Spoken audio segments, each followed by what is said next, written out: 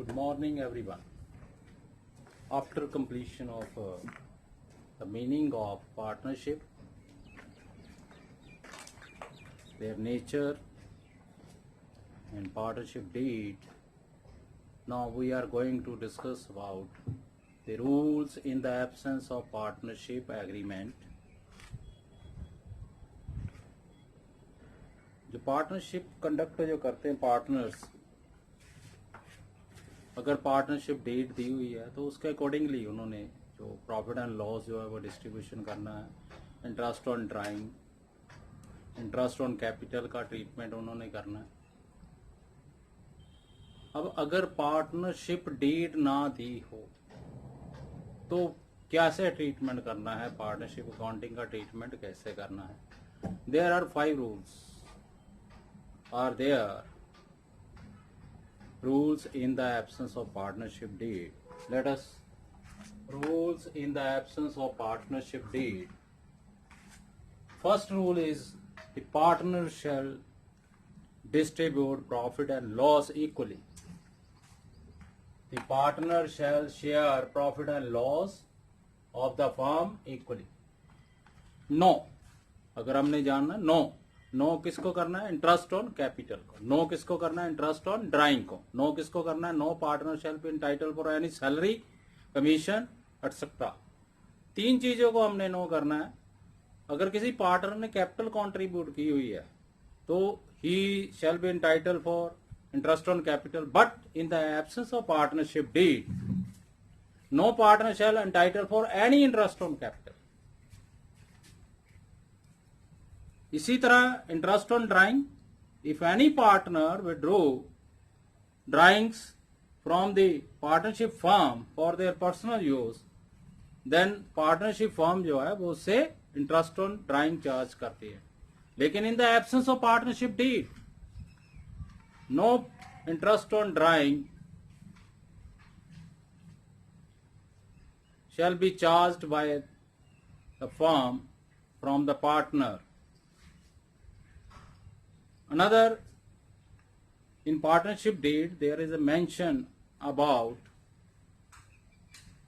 if there is any partner who is participated the conduct of the business for the condition entitled for salary, commission means अगर cell करता है तो उसको commission मिलती है। अगर वो बिजनेस कंडक्ट करने में वो पार्टिसिपेट करता है, ज्यादा टाइम डिवोट करता है, उसके बदले में वो सैलरी एंटाइटल करता है। लेकिन in the absence of partnership deed कोई भी पार्टनर जो है किसी तरह की कोई कमीशन के लिए एंटाइटल नहीं है, सैलरी के लिए एंटाइटल नहीं है।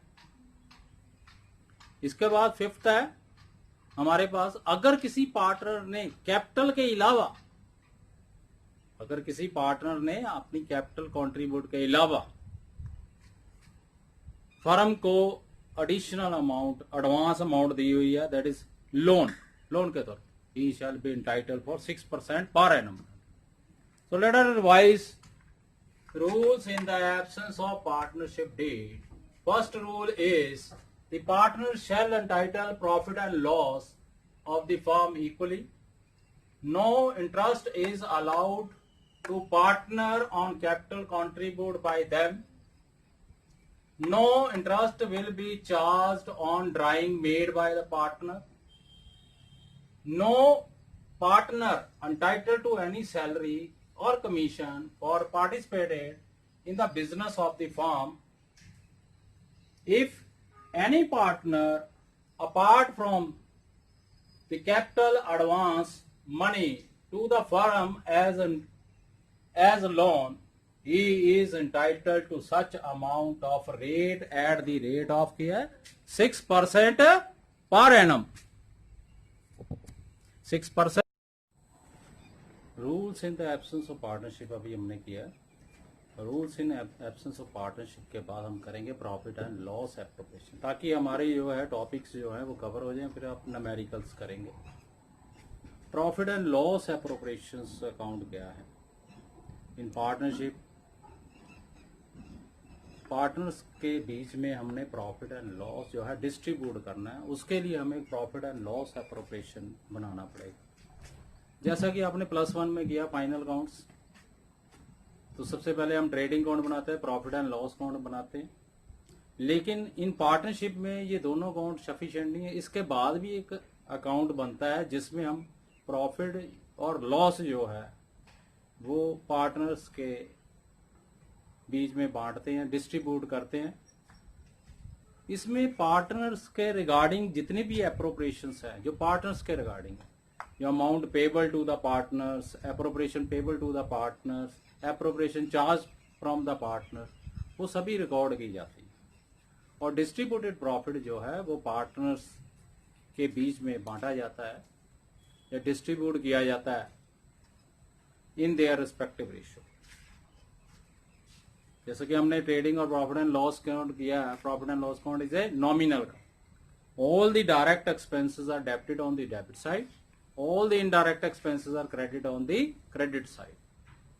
After debiting and credited all the income and expenditure, any income side, sum of the income side is greater than sum of the expenditure side, that means net profit. And net profit, to find out the net profit, the profit and loss count का जो purpose जो है वो पूरा हो जाता है जब हम उसकी प्रॉफिटेबिलिटी निकाल लेते हैं। इसके बाद ही प्रॉफिट एंड लॉस अकाउंट बनता है। तो हम कह सकते हैं कि प्रॉफिट एंड लॉस एप्रोप्रिएशन जो है वो प्रॉफिट एंड लॉस अकाउंट का एक्सटेंशन अकाउंट है। एक्सटेंशन का मतलब एडिशनल अकाउंट। ये भी एक नॉमिनल अकाउंट है। इसमें जो प्रॉफिट या लॉस, जो प्रॉफिट एंड लॉस अकाउंट का जो प्रॉफिट या लॉस होता है वो हमने क्या करना है, ट्रांसफर कर देना है किसमें, प्रॉफिट एंड लॉस एप्रोप्रिएशन। अगर प्रॉफिट है तो credit side of the profit and loss appropriation में ट्रांसफर कर देना, अगर लॉस है तो debit side of the profit and loss account में हमने कर देना। अब एप्रोप्रिएशंस कौन कौन सी है, अभी हमने डिस्कस किया interest on capital, interest on drawing, salary payable to the partners. ये एप्रोप्रिएशंस है जो पार्टनर के साथ रिलेटेड है। उनको हमने डेबिट और क्रेडिट करके जो बाकी जो प्रॉफिट, जो लॉस जो बचेगा वो पार्टनर्स के बीच में हमने डिस्ट्रीब्यूट कर देना है in their respective ratio, sharing ratio. So let us discuss about the profit and loss appropriations in detail. Profit and loss appropriation ये शॉर्ट नोट आ जाता है फाइनल पेपरों में। The trading count and profit and loss count show the gross profit and net profit respectively. All the indirect expenses are debited to profit and loss count.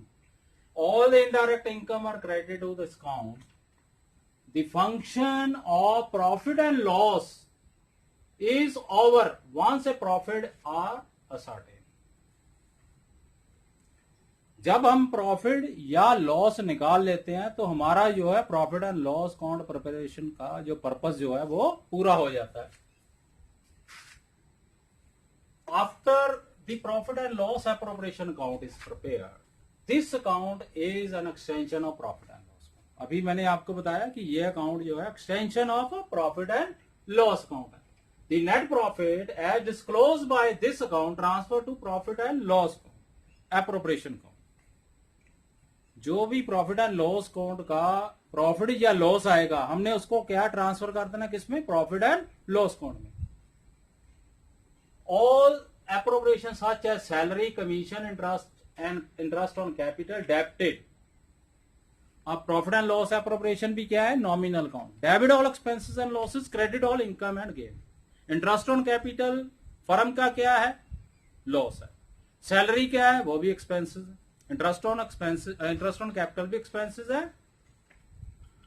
Salary, commission, वो भी हमारी expenses है, firm की expenses. Interest on drawing क्या है, income है।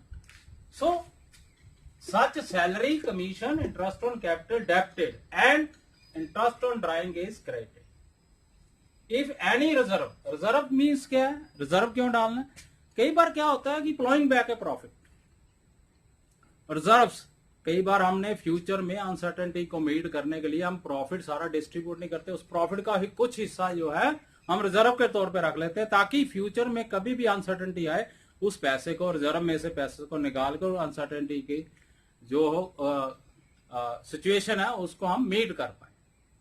That is called reserves. तो reserve भी इसमें क्रिएट करने, इसको भी डेबिट करना है। आउट ऑफ प्रॉफिट हमने रिजर्व के तौर पर रखना है, इसलिए डेबिट साइड पर करना है। Reserve credited, debited. If reserve created is also debited this count. Any profit or loss arising after adjustment. अब हमने इंटरेस्ट ऑन कैपिटल भी डाल दिया, सैलरी भी डाल दी, रिजर्व भी डाल दिया, इंटरेस्ट ऑन ड्राइंग भी डाल दिया, फिर हमने क्या करना है, उसको बैलेंस करना है। क्रेडिट साइड में से डेबिट साइड निकालेंगे तो हमारे पास क्या बचेगा, प्रॉफिट। जो वो प्रॉफिट है वो डिस्ट्रीब्यूटेड प्रॉफिट है, जो हमने पार्टनर्स के बीच में बांटना है। तो हमारा जो प्रॉफिट एंड लॉस एप्रोप्रिएशन का मेन मकसद क्या, हम पार्टनरशिप कर रहे हैं। पार्टनरशिप में क्या है, सभी पार्टनर्स के अमंग्स हमने क्या करना है, प्रॉफिट डिस्ट्रीब्यूट करना है। और उसका पर्पस कौन पूरा करेगा, उसका पर्पस हमें कौन पूरा करेगा, प्रॉफिट एंड लॉस एप्रोप्रिएशन। सो किस रेशो में, जो उनकी शेयरिंग रेशो होगी। अगर अब पार्टनरशिप डीड में शेयरिंग रेशो होगी तो शेयरिंग रेशो में, in the absence of partnership deed अगर है तो इक्वली बांटेंगे हम। सो लेट अस अकाउंट्स हम देखें, ये हमारे पास एक फिगर दी हुई है, trading and profit and loss account की फिगर दी हुई है। इसमें ट्रेडिंग अकाउंट मैंने आइटम्स दी हुई हैं। ये क्रेडिट साइड इनकम्स है, डेबिट साइड हमारे पास एक्सपेंसेस हैं, तो ये नेट प्रॉफिट आ गया। उसके बाद हमने जो नेट प्रॉफिट है ये ट्रांसफर कर देना कहाँ है, प्रॉफिट एंड लॉस एप्रोप्रिएशन। तो by net profit as per profit and loss account. Now interest on capital, debit side खर्चा क्यों, मैंने पहले भी आपको बताया कि अगर पार्टनर्स ने फर्म में कैपिटल इन्वेस्टमेंट की है तो पार्टनर जो है वो फर्म से इंटरेस्ट ऑन कैपिटल जो है वो चार्ज करेंगे, तो फर्म का क्या हो गया, वो खर्चा हो गया। इसलिए हमने कहा कर डालना है तो interest on capital. So partner एक है या दो है तो हमने हाइफन डालकर ए और बी, ये क्या आता है, ए और बी का मतलब क्या होता है, एक्सपेंस। इसमें हमने मेंशन करना कि ए को कितनी दी हुई है और बी को कितनी इंटरेस्ट ऑन कैपिटल दी है।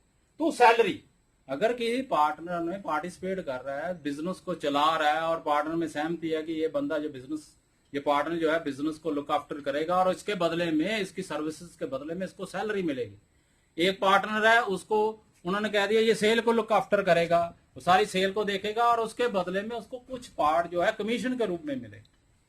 सो सैलरी और कमीशन, पार्टनर ए, पार्टनर बी एग्जांपल है, जितने भी पार्टनर हो गए उसका हमने मेंशन कर देना है। रिजर्व्स, अभी मैंने आपको बताया रिजर्व के बारे में। रिजर्व क्या है, अनडिस्ट्रीब्यूटेड प्रॉफिट, जो कुछ पार्ट हम रख लेते हैं फ्यूचर की अनसर्टेनिटी को, इसलिए हमने रिजर्व किधर वाली, प्रॉफिट एंड लॉस अकाउंट की डेबिट साइड पर लिखी। अब क्रेडिट साइड पर क्या आगा, और इंटरेस्ट ऑन ड्राइंग। अगर कोई पार्टनर्स, जो पार्टनर्स हैं जो अपने पर्सनल यूज के लिए ड्राइंग करते हैं